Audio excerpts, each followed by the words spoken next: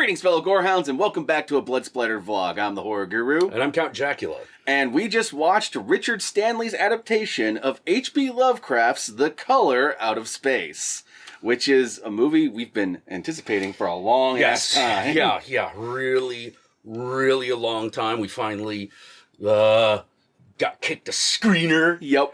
You know, so we talk about this movie. It's like, all right, thank you. Thank you. We appreciate sending us the screener. This movie is everything we wanted and even more, I think. Well, yeah, it's I don't even know where to begin. The first thing about it is that it takes, even though it's set in 2020. Yeah. It's set in modern times. Yeah. And the original story is obviously set in its modern time, which is 1927. Yeah. The story is amazingly faithful to the original short story. They had to make some basic changes just to make it make sense with modern times. The original story takes place over the course of a year.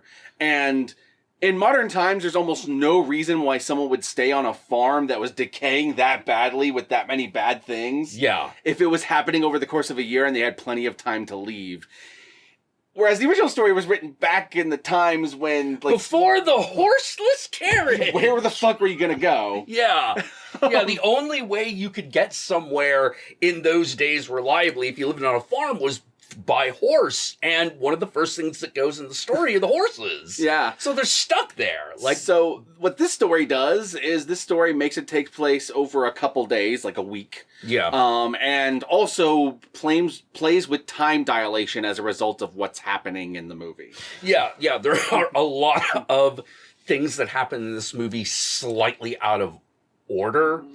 And you are intended to be a little bit foggy on when it's happening. Because the characters are foggy. Yeah. The characters are not sure what's happening. They're not sure if a day has passed or a year has passed at certain moments. Yeah. We know it's more than 48 hours, but other than that, we have no clue. Basically, if you've never read The Color Out of Space, it's one of H.P. Lovecraft's most famous story. It's about this farm in which this meteorite lands on the farm with this color that no one's ever seen on the visual color spectrum, this brand new color, and shit starts going wrong on the farm. Yeah, it's very obvious that it was a metaphor for the fear of radiation. Yeah. Which was not something a lot of people in 1927 were hip to. This movie makes it a little bit more about climate change to a certain extent. A little bit, yeah. There's some TV moments where they're watching TV where there's people talking about climate change while it's happening that kind of clues you into he's going more with that than radiation. But radiation's still here. Oh yeah, very much so. It's still here just by necessity of the story. Yeah. He doesn't overly the color is not overly explained. No. Although you get to see everything that it does. It does have the one limitation that film has versus the written word, and that's that in the movie they had to give the color a color. Yeah, you have to be able to see it. And in the movie it's pinkish purplish. So it's not a color you've never seen before. Yeah, it's the viewer know what that color is, but none of the characters in the story are certain. But when the movie gets really psychedelic with its imagery, that's when the color really works. Yeah, because there are a lot, particularly at the height of the movie, there are moments when the visuals literally begin to melt. Yeah, the movie evolves into the most massive acid trip you could do. A super bad acid trip where you're no, everything's going wrong. And it also works on that level because everyone's gone crazy. Yes, which is another thing. This movie stars the Nicolas Cage, The Cage. The Cage.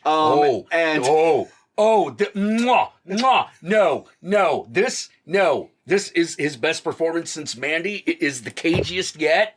Yep. Holy crap. He goes from, hey, I'm Nicolas Cage, kind of talk like this, and I'm a dad, and I'm on a farm, and I got some troubles, but it's all going to be okay. Relatively normal. Oh, well, fuck you, Lavinia. Oh, is it all just too, like, out far out there for you? Go to your fucking shit. He goes like full A, B, C, D, E, F, G in this movie. Yeah, if you want an actor who's going to go from 0 to 11 in no time flat, Nicolas Cage is your man, and he does not disappoint in this movie. Yeah. You get some cagey-ass Cage moments. Holy crap. No, they're great. Especially when you get to the latter half of the movie in which everyone's losing their minds. Yeah. Here's another thing that's worth talking about with The Color Out of Space, the original story, is that story is absolutely one of Lovecraft's more influential ones. Yes. Because it inspired... it has inspired a lot of other stories that a lot of people don't realize are inspired by it. One is Halt Who Goes There, the short story that would eventually be made into The Thing from Outer Space, and then John Carpenter's The Thing. Yeah, also the segment in Creepshow with Stephen King playing the farmer. Where he's turning into the plant. Yeah. That's very much based on The Color Out of Space. Yeah. And so is Annihilation. Oh, Annihilation has a lot of that too. Because the movie Annihilation, I've never read the book, but the movie Annihilation has that whole thing where it's like this image you can't really see because it's refracting and stuff. Yeah, it's like instead of a color, it's a pattern. I think when we reviewed that movie, we even referenced The Color Out of Space. Yeah, because at that point, we were like, this is probably as close to The Color Out of Space movies you're ever going to get. Turns out we were wrong. Turns out you can actually just do this movie. Another thing I would like to mention is kind of the elephant in the room anytime you're talking about H.P. Lovecraft, and that's that it's no secret at this point that Lovecraft was a racist motherfucker. Oh yeah, that's now common. And what I liked about this adaptation was that even though it was one of his stories that didn't really deal with anything race-related, it was more about radiation than anything. Yeah, it's more about things from space that we don't know. Richard Stanley still saw to it to give an FU to that part of H.P. Lovecraft by casting a black man as the narrator who survives the story. Yeah, and which probably should not be much of a surprise considering that they stay real close to the text. Yeah, because if you've read any H.P. Lovecraft, they're usually narrated by someone who witnessed something. And in this case, there's a character who witnesses everything that's going on. That's not really a spoiler because he survived. The narrator usually survives. Yeah, the narrator of an H.P. Sometimes he goes crazy, though. Sometimes they disappear. Yeah. And you're not sure. Yeah, they disappear into time or space or the dream world, or they go nuts, or they're in an asylum or something like that. But I just love the simple aspect of making that character black. So it's like... Oh, okay. Yeah, no, it really worked because it puts that character at odds with everyone else in the story in a very obvious and easy to understand way. Yeah. He literally looks like an outsider because they're in the middle of fucking white New England. White New England, Arkham, Massachusetts. And he's like this black guy from Boston or everyone calls him he's from Boston because he's actually from Miskatonic University. Yeah. There's a lot of which Lovecraft. Is technically from Providence, which he keeps correcting people about. There's a lot of Lovecraft references throughout this, like they reference a hospital in Arkham and stuff like that. A lot of Arkham references, which just as a Lovecraft fan got to my heart. Oh yeah. There's also the character in the book that gives the narrator the majority of the information. Oh yeah, is this character called Ezra, and it's played by Tommy Chong. Yes, who clearly is the Richard Stanley stand-in. Yeah. Because in this adaptation, they made him more of the hippie in the woods. Yeah. As opposed to just oh man, Guilford, I've been here since 49. He's Tommy Chong smoking bowls in the woods with his cat named G-Spot. Yeah. Which, if you get the joke, comment below and let me know that you get the joke. So yeah, and Tommy Chong does a great job basically playing the old wizard. Yeah. That knows just enough to be afraid, but at the end of the day, he's like, hey, there ain't nothing you could do, man. Definitely. We're just fucked. Definitely the person who picks up on what's going on before anyone else. Yeah.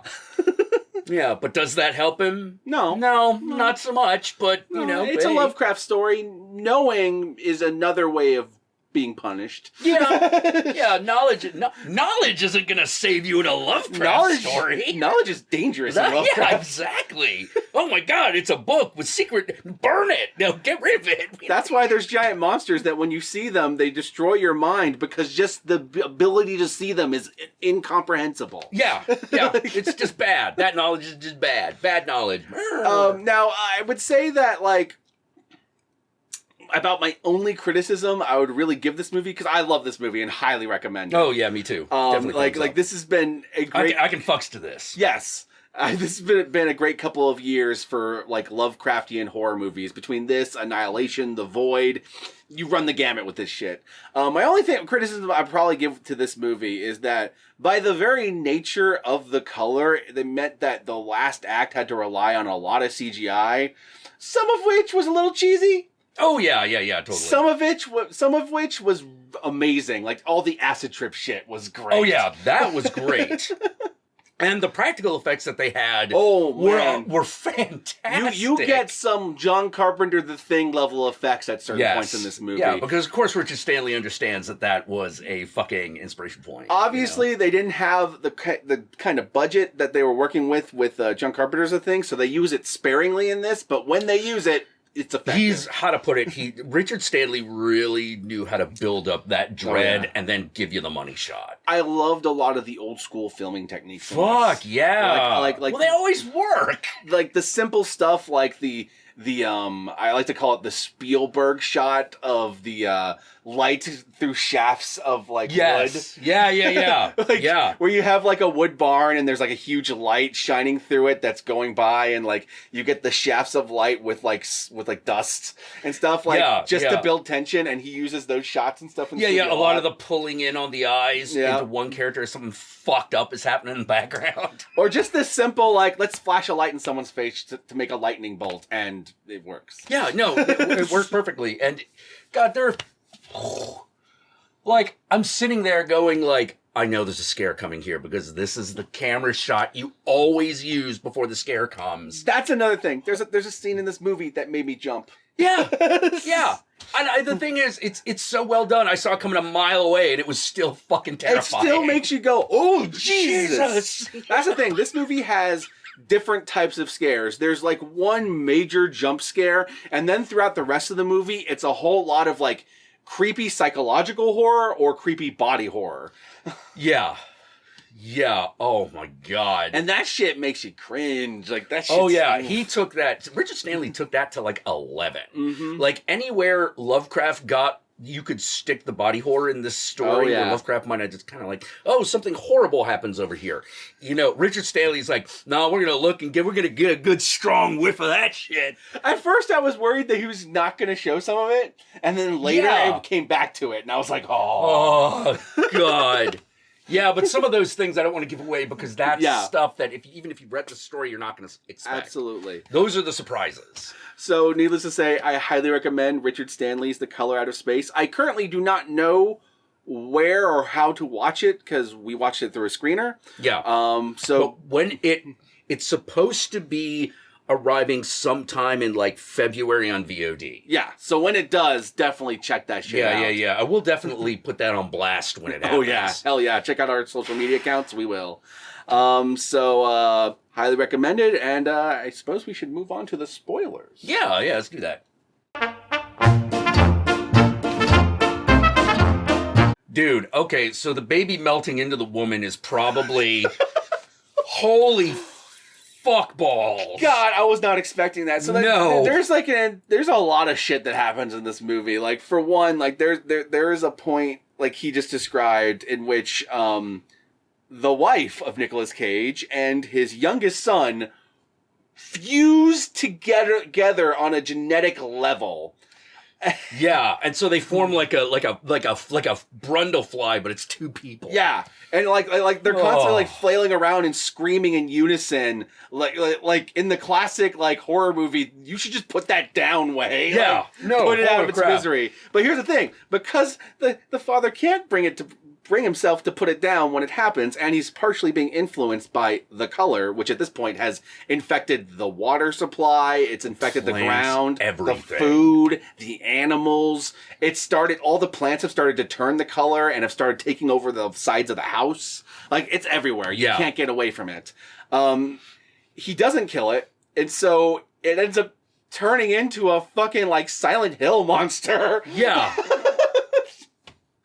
Like, I don't know how else to describe it. It was like something straight out of Silent Hill 2 or some shit. Oh, yeah, no, absolutely it was. And then there's that scene where he's like trying to feed the daughter to him. Oh, yeah. Holy crap. Here's what families do. We stick together. Now feed your mother. What? Holy crap. And at this point, this is when Cage is at his cagiest, so it's over-the-top performances galore. Yeah. And that's just one thing that happens in this movie. There's a point in which, similarly, a bunch of alpacas fuse together and form, like, a creature that's kind of like the dog creature from the thing. Yeah. Oh. Holy crap. The color takes the form of weird insect creatures at one point. Like a praying mantis thing. Like, it mutates a praying mantis, and that becomes the symbol of the color spreading, because every time things get it spreads a little bit farther, you see the mantis like fly by. It starts like taking over animals and turning them into weird mutated monsters. Like a cat, like G-Spot turns into a monster. Yep. And it also starts infecting the minds of the family, who slowly start to lose track of time. They start getting lost in the woods. They start like doing some mindless task and then getting like stuck in like some sort of loop, not realizing that they're cutting their own hand. Like, yeah. Yeah. And on top of that, they start having physical effects. Like, the dad starts developing these massive, like, radiation burn rashes all over him. Yeah, that almost become like a scabrous hide. Yeah. Like he's turning into a creature. You know? And they start seeing things that aren't there. Yeah, or maybe they are, or maybe they were, but they're not now, you know? And hearing things that aren't there, which, because the creature, the meteorite, the color, goes into their well and starts, like, making noises to, like, attract them, like a siren. Yeah. And kills their dog. Kills the dog. Yeah, the dog. Well, the dog doesn't make it in the story either. What I was surprised was that there was no dog monster. I was surprised. I was too. I thought for sure they were going to dog monster. Like the moment the dog ran towards the well and then we heard all those noises, I thought he was going to come back as like some... Well, yeah, because like, how to put it, like, we got the alpaca scene instead. Yeah. Because like in the original story, there is a scene with the dog, you know, but in this one, it's like these mutated alpaca things. Because they're alpacas instead of horses. There is one horse, but in this they decided to make it alpacas because, don't ask me, it's a Richard Stanley movie. Yeah. Look, I appreciated the fact that in the room of the brother is, what was it? All flesh must... the line from Hardware. Yeah, there's a Hardware reference. There's a lot of the really small things that he did just from a filmmaking standpoint that I really appreciate. I like that when the color actually lands on Earth and crashes into their yard, each of the family members are doing something that's loosely related to this idea. Like, the son is playing, like, this galaxy simulation game and, like, smashing planets together. The youngest son is in his room that's covered with dinosaur stuff. Yeah. So, like, meteorites, dinosaurs, I really like that. The husband and wife, Nicolas Cage and his wife, are starting to have sex. So creation is happening. Yeah. It's all thematically relevant. And the daughter, like, she's like a Wiccan goth chick. Yeah. Who is listening to heavy metal in her room and, like, has, like, Necronomicons and pentagrams everywhere. Yeah, exactly. Yeah. You know, so there's like every single one of them has something that's related to what's going on. And the funny thing is at one point she actually starts like carving runes and which is not something that happens in the original story because there's not even a daughter. No. But the daughter was an addition and I liked her a lot. Yeah, but I found myself going like, Necronomicon's not going to help you. It's the color out of space.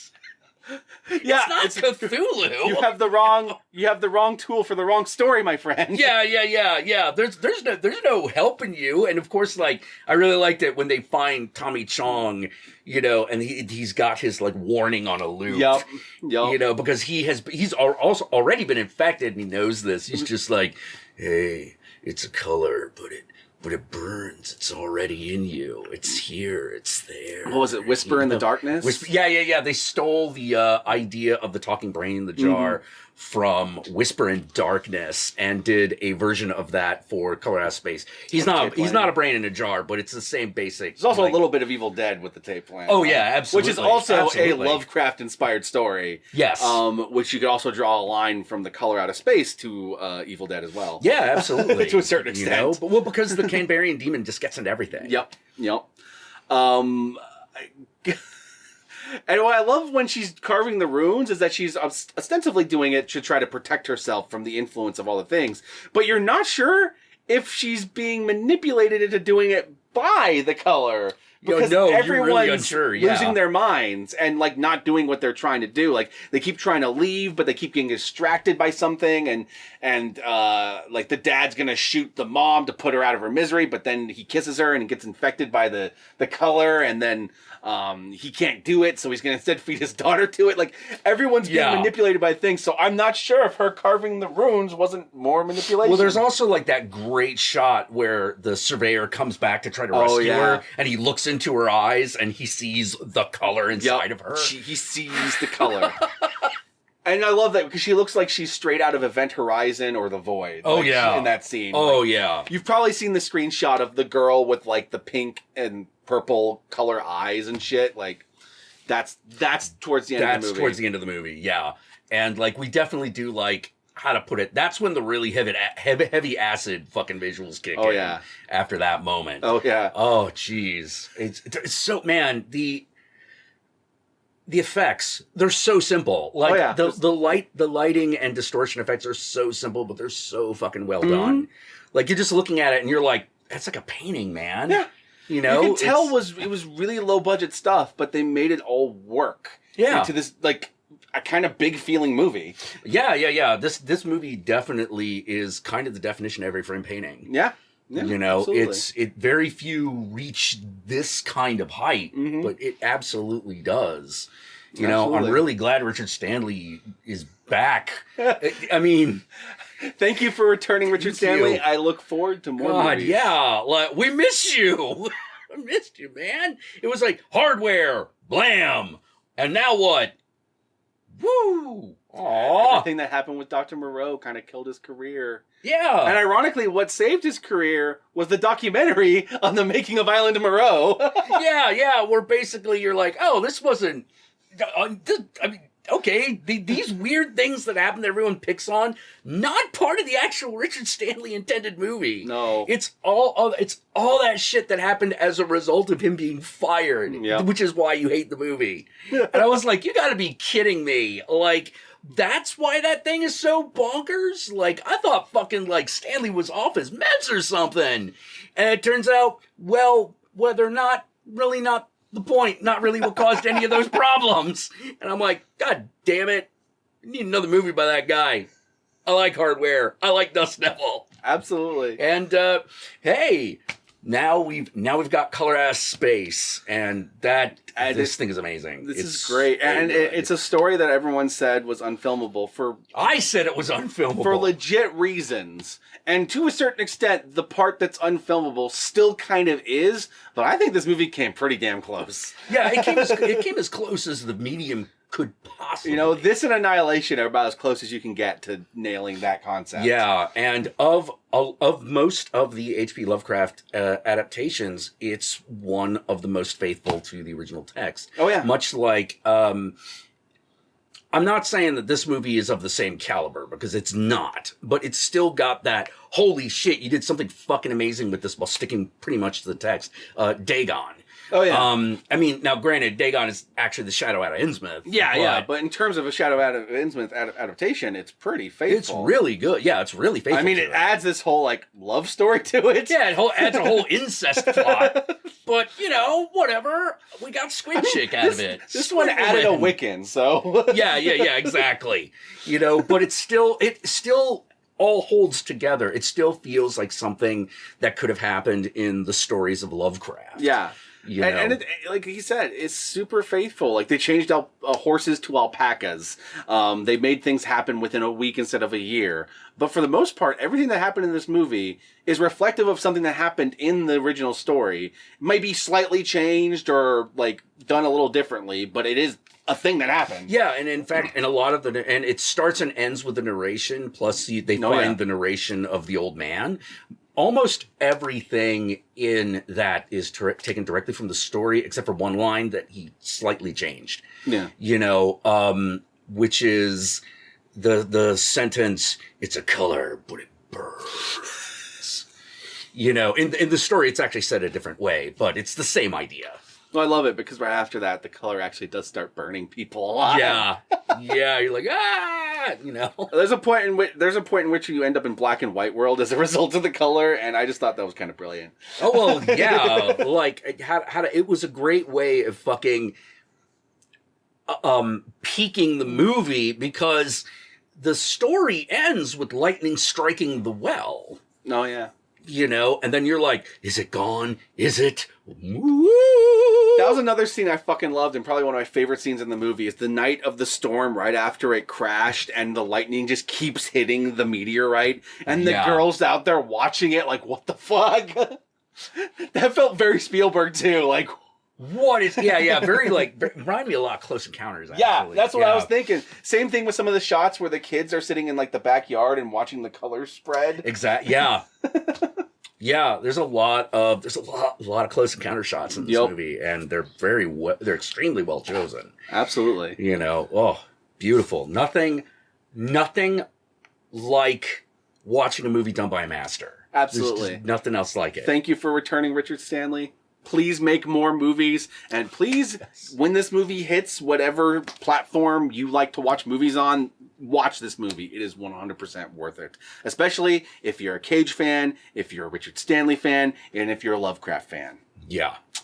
And with that said, where can they find you, Count Jackula? Well, you can find me on Twitch at twitch.tv/Count Jackula. You can also find me on Twitter at Count_Jackula, and I'm also at that Instagram at Satanic Jackula. And you should follow me there. There you go. And you know me. You can follow me on Twitch, on YouTube, on Twitter. Just look up The Horror Guru or Blood Splattered Cinema, and I'll be there. And don't forget to like, comment, and subscribe onto this video. And if you can, ring that notification bell so that you're notified of my videos immediately upon their upload. And be sure to check out my Patreon page. And remember that even $1 a month can go a long way. And with that said, I got a whole bunch of movies to watch, so we're going to go watch those and come back at you with some more vlogs. Ooh. Until then, peace out, my fellow gorehounds, and I'll catch y'all later.